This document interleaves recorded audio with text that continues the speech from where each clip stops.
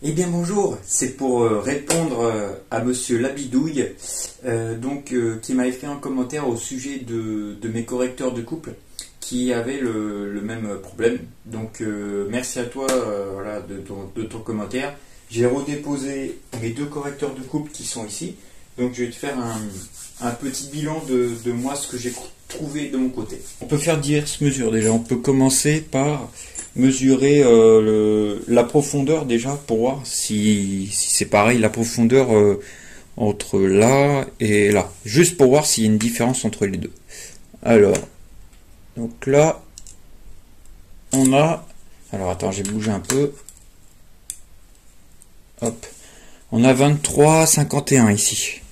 Donc de là à la surface la plus profonde. 23,51. Ensuite, on prend l'autre, voir s'il y a une différence. Ça dépend à quel endroit je prends ma mesure. Là, tu vois, là, au lieu de 27, j'ai 26,92. Enfin là, grossièrement, c'est pareil. On peut dire que celui-là, il est quand même, on va dire, un peu plus, soit un peu plus épais au fond, ou un peu plus surélevé. Donc, qu'est-ce qui fait que le ressort, il se retrouve plus comme ça, il sort un peu plus que celui-là. Par exemple, si on le met juste à côté là, on le met juste à côté ici là. Alors si on le met juste à côté, alors je sais que c'est pas les mêmes ressorts, mais je vais essayer de. Alors là, il n'y a pas vraiment de différence, mais l'autre quand même il est. Si on enlève ça. Alors est-ce qu'il y a une différence? Pas sûr. Alors, usure de la joue. Alors, ce serait au niveau de cette bague-là qui peut-être ressortirait pas assez. Donc là, je me suis dit, je vais faire pareil. Je vais mesurer, tu vois. Je vais mesurer. Alors là, on a, sans forcer, on a 27,10 sans forcer, tu vois. Sans forcer 27,10. Alors, sachant que la bague arrive à fleur ici. Et là, l'autre, normalement, l'autre, elle doit être pareille. Alors, 27,10, tu vois, là, on a 27,30. Bon, ça se joue vraiment. C'est pas ça qui fait que ça va vibrer.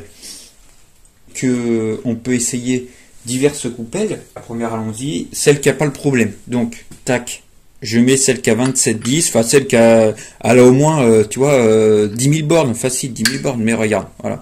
Alors, je sais pas s'il va réussir à voir, mais j'ai un espace entre ça là, l'espèce de triangle, et la surface qui est au moins de 4-5 mm facile. Voilà. Voilà, donc si par exemple je suis ton raisonnement, qui paraîtrait tout à fait logique, hein, sans aucune critique bien sûr, ce que je peux me dire, c'est que je mets cette poulie qui est totalement bonne, on va dire. Je la mets sur l'autre. Sauf que sur l'autre, c'est ce que je viens de me rendre compte, c'est que c'est beaucoup plus enfoncé. Alors je sais pas si tu vas le voir en vidéo, mais c'est beaucoup plus enfoncé et ça touche quasiment l'espèce de triangle sur l'autre. Voilà. Et on peut faire l'inverse. Donc, regarde, je pose là, celle-là je la mets là, et je peux prendre celle-là qui est ici, tac. Voilà, donc là c'est exactement pareil. Hein. On pourrait se dire, voilà, je mets celle-là, ça fait exactement le même résultat. Et si je mets celle sur le correcteur des années 90, voilà, et du coup, je me retrouve avec encore un bel espace. On peut voir directement tout l'espace qu'il y a. Il y a au moins, ouais, il y a au moins 5-6 mm entre là et ici. Et ici, voilà. Donc moi, tu vois là, pour être honnête avec toi, le coup de mesurer la profondeur, j'ai pas fait avant. Je me suis dit, je vais commencer par là, parce que j'ai pas fait encore.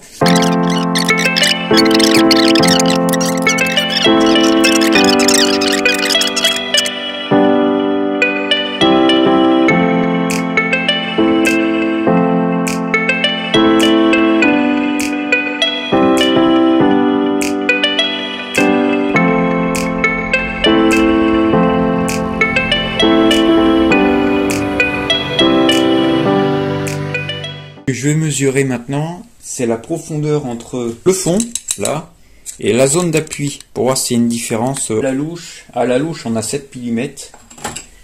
Et là, pareil. Voilà, c'est pareil, on dirait. Si je mets celle-là, où il y a un dépassement un peu plus, tu vois, ça dépasse un peu plus ici. Tac. Ça, c'est une poulie qu'on appelle ça une poulie bridée, c'est-à-dire que la surface va pas jusqu'au centre. Donc ça bride énormément sur la vitesse. Voilà. Tac. Voilà. Donc là, c'est pareil, hein, on obtient le même résultat. Par moment, ça touche. Par moment, ça touche pas. Voilà. C'est pareil. Alors là, j'en ai peut-être une autre qui dépasse. Non, c'est exactement pareil. Je pense que ça fera le même résultat. Tu vois, j'en ai deux pareils. Ouais, ça fait le même résultat. Donc, bien évidemment, dans la vidéo, j'avais aussi essayé celle-là. Une poulie qui m'a pas servi. Une poulie de 90. Elle n'a pas beaucoup de kilomètres. Hein. 500 au maximum, mais elle a une quinzaine d'années déjà. Donc tu vois, c'est pareil quoi, ça touche quasiment. Donc une fois que je suis en plage quasiment maxi, bah, le ressort est extrêmement compressé.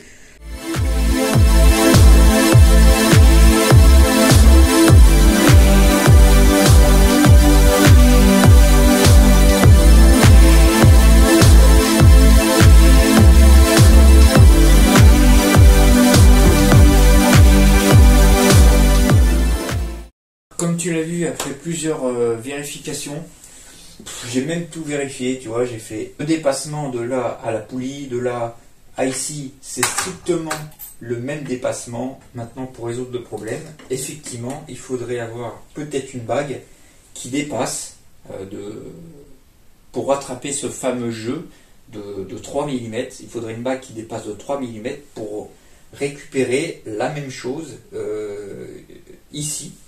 Voilà, et que quand elle vient se bloquer, après le problème c'est que si je fais une bague qui dépasse de 3 mm, ça va se ressentir aussi sur la plage maxi.